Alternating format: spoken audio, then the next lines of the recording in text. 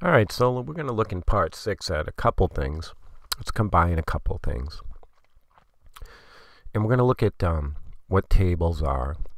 And then we're going to look at a little bit what I mean by refining your code. So let's just start out with tables first. And let's go ahead. We don't have any tables made, so let's go ahead and make a table. So we're going to go to the home screen and the tables tab. And we're going to come down here to the bottom and we're going to add a table. And we have a table and we see it's called table 1.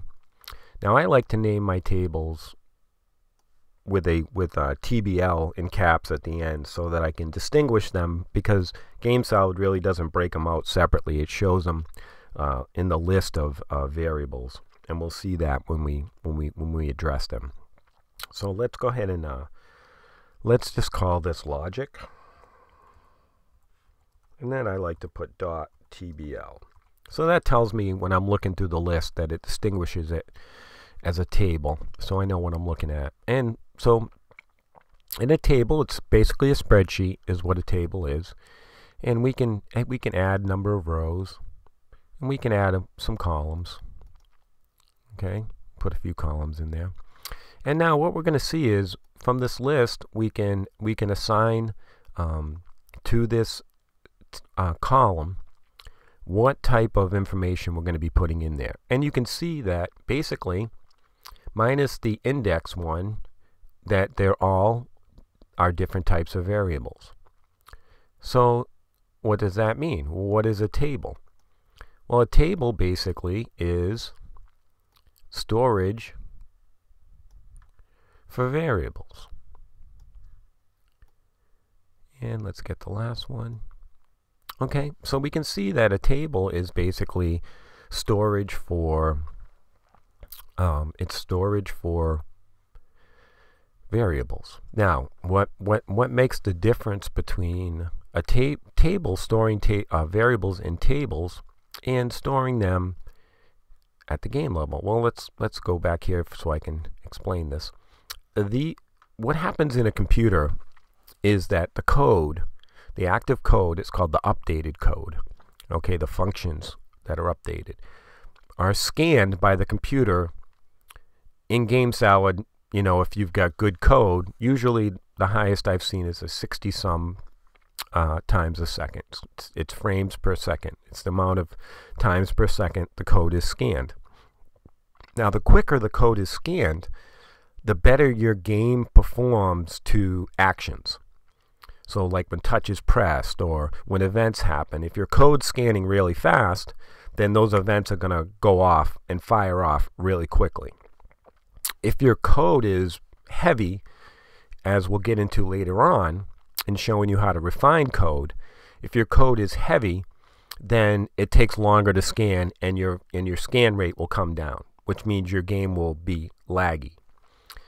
And so what we see here are, we have these attributes that we made in here, okay, in our table. Now these attributes, any game level attributes or variables, any actor self variables, okay, that we saw how to do to make a variable in an actor, or scene level attributes, okay, are if you could have 1,000 variables in here. So if they're in this area, if they're game level machine attributes in here, they need to be scanned. If they're in this thing, they're going to be scanned. So the more information you put in this attributes and in your code, the longer it takes the computer to scan through them. Now, tables are information that are static. They're not scanned by the computer 60 times a second. They sit there and they wait until they're called upon. So what using tables does is it frees up the scan space for your system, so that the more you can use your information and store them in tables, so it's only going to scan that one time. So let's say like we're writing a score to a table, all right, or we're reading a position off a table. it's only going to become part of the scan when that information's called for in the logic. So when we're using a write to table or we're reading information from a table, that's the only time that information is just going to get inserted in there and get scanned. So you could have tons of information in here that doesn't need to be scanned, that will only be read or pulled when it's needed. And this frees up scanning space for your machine and makes your game run faster. So let's go ahead and let's go to our table. Let's just simplify this. I want to change this to an integer. And let's just go ahead and get rid of these other columns for now. I'm just going to make this really simple. Yes, I'm sure I want to delete those columns. Okay, so we're just going to go with one column. And we're just going to go with one row. Let's go the wrong way. So we're going to keep it real simple. And this is how we access or identify the information, just like a spreadsheet. We're going to call it to column and row, and then that cross-sects like a crossword puzzle and tells the computer where to look for the information. And so we'll show you how to do that. So let's go ahead back to our scene, and let's go ahead and call up some information from a table. So let's go ahead and let's go back to our table, and let's put some information in there. Let's go in there. We have an integer, and let's just put a number in there. Let's put 25. So we have 25 in our table. And let's go into our display actor, and we'll do it this way. Let's go into our display actor, and we can shut this stuff off. And let's go ahead and make a self attribute, because we need somewhere to put that information so we can display it. So let's go ahead and make an attribute, and we're going to make it integer, because we want to make sure that the type of variable that we're going to take information from a table from matches that variable type. So we made an integer column in there, and let's just call this table number.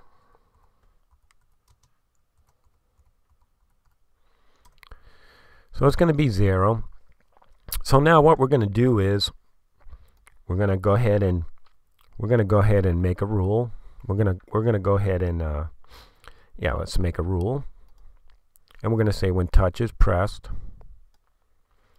change attribute. So we're going to start moving variables around, and we're going to say change attribute self, because this is a self variable. And we're going to go in and find that variable, and there we go, table number 2. And what are we going to change it to? Well, we want to go to the table. So let's go ahead and go in the expression editor, and we're going to go down to this function here, table cell value, and you're going to see table cell value is going to give us this is the information in the brackets, okay, that we need to provide the computer. So we need to identify which table.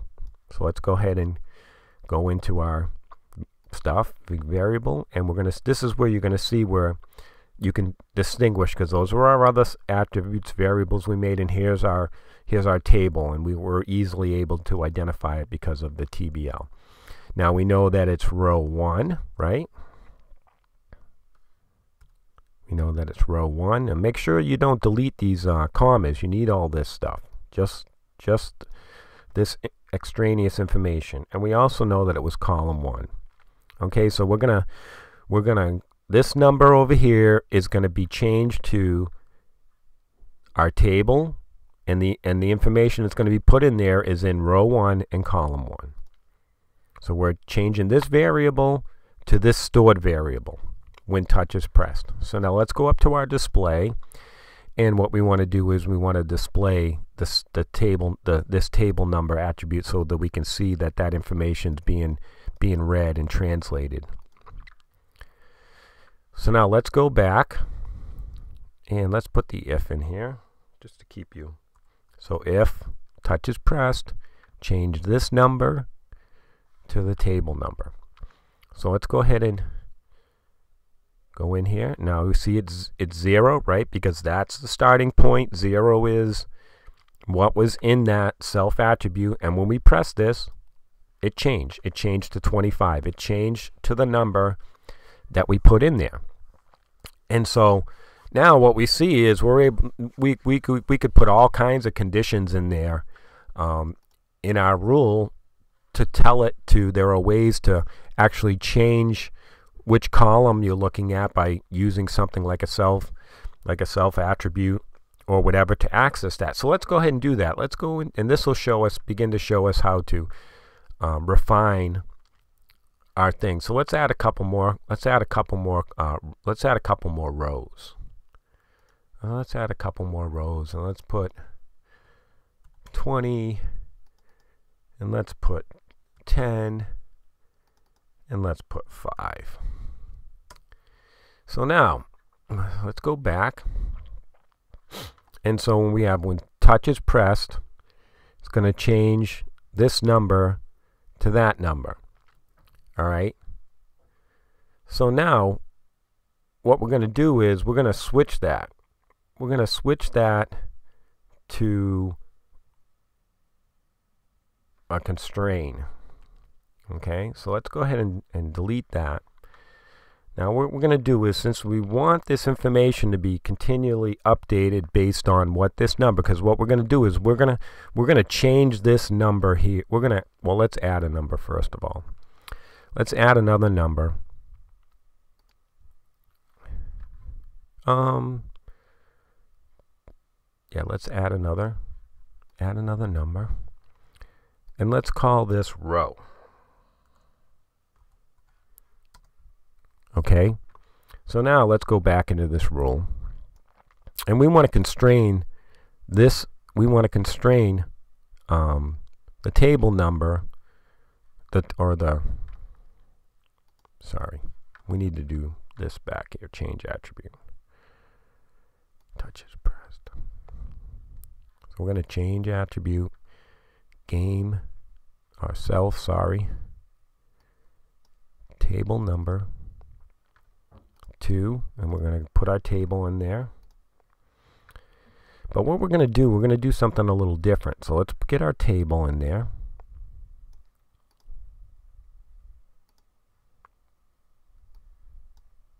All right.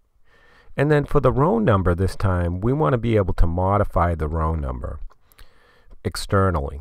So the row number that is going to be placed in here every time is going to be this number now. So what we're doing is we're starting to link attributes and tell attributes to go to other places in the code, so you can start to see how this thing starts to really weave, and quickly your logic can start to become really big. And so this is the ways you start to refine your code, because what we could do is we could build a whole series of logic that says, you know, if touch is pressed and we want to get to 5, we could add a whole bunch of other things in here, and then we could build a whole bunch of rules that say row 1, row 2, row 3, row 4 with all this same code. And what we're going to do this way is we're going to boil the code down by simply adding one variable and then making the variable in our main code. We're gonna make it change without having to add a whole bunch of stuff. So now the row number is going to be linked to the row variable. And then the column number, we know it's always column 1 because we kept everything in that same column. All right, so now the self table number is going to change, okay, to this number. All right, every time touch is pressed. So now what we're going to do is we're going to add another change attribute, so that every time touch is pressed, we're going to add a number to this one as well. All right, so let's put this first, because the way that we order our logic, all right, is important in Game Salad when you want things to happen. So the first thing we want to do is when we press it, we want this number to change, because if it's just 0, if it starts off, okay, we don't change the number, it's not going to display the row 1 when we change this to 1, because if we put this after, this event is this event here. Okay, let's move them. This event here is going to happen, so when we touch is pressed and we start here, it's going to display 0 because that's what it is. It doesn't change. Row doesn't change to 1, which changes this variable that we have back here. Okay, this variable will still be 0 when the code first reads. When it scans, this is going to be 0. It won't change to 1 until we change this number here, okay, in the code. So you've got to make sure that you order this stuff in your rules as well as all these events this way in the logical, systematic order that they're going to happen. So let's go ahead and we're going to also change, self row to what we just did with an integer, and that's what we're working with, where we added self row plus 1. So now what we're going to see is when we go in here, this is going to go through all the rows that we made and display all the numbers that we put in there. Every time we press, the number is going to change. So let's go ahead and hit print, and then we see we start off at 0. Oh, I'm pushing the wrong thing, sorry. 25, that was our first number. 20, 10, 5. And so you see, and the code is working properly, and we were able to access all that information without the computer having to scan it. It was only scanning when we pressed. Now, if we had put those variables, if we put all that information in here, it would have to scan through all that information, all those 5 positions it would have to scan through. So if we made 5 integers and we had all those numbers predefined in here, the computer would have to scan through all of them. This way, by using a table, okay, that information's static, and we didn't have to have that taking up space in the machine, scanning and bogging down our game. And so you can start to see, okay, in how we did this, how we were able to boil everything down to one variable to access all this information. Okay, and we'll see in the next video, I'm going to show you even more in your rules and stuff like that, how to use expressions to start to also refine your code. Because sometimes, you know, you'll put code together and it works, but it doesn't mean it's refined. And so this way, you know, we eliminated probably about 5 more rules that you would need if you didn't do it all with this one expression. You would have had to make, you know, 5 rules, you know, in here that say, okay, if it's this, then go to that. If it's, you know, row 1, row 2, row 3, do all this stuff. Now we've boiled it down to one expression, and we're able to access 5 pieces of information with one expression.